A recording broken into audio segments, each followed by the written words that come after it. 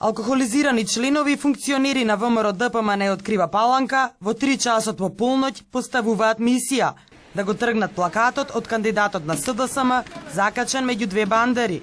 Вандалскиот чин се случува вчера на една од улиците во Крива Паланка, а видеото снимано од случајни минувачи денеска се најде на YouTube. Меѓу амбициозните партиски членови може да се видат ликовите на Александар Ѓоргиевски, вработен во Министерството за финансии, член на Општинската изборна комисија и председател на младите сили на ВМРО ДПМН од Крива Паланка.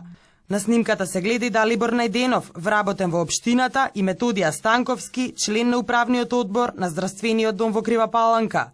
Тие прво се обидуваат да се качат на бандерата. Потоа го тегнат плакатот. На паузите пијат алкохол. Конечно плакатот е изваден, а политичкиот противник соборен. Следува финалето, уринирање по успешно завршената мисија.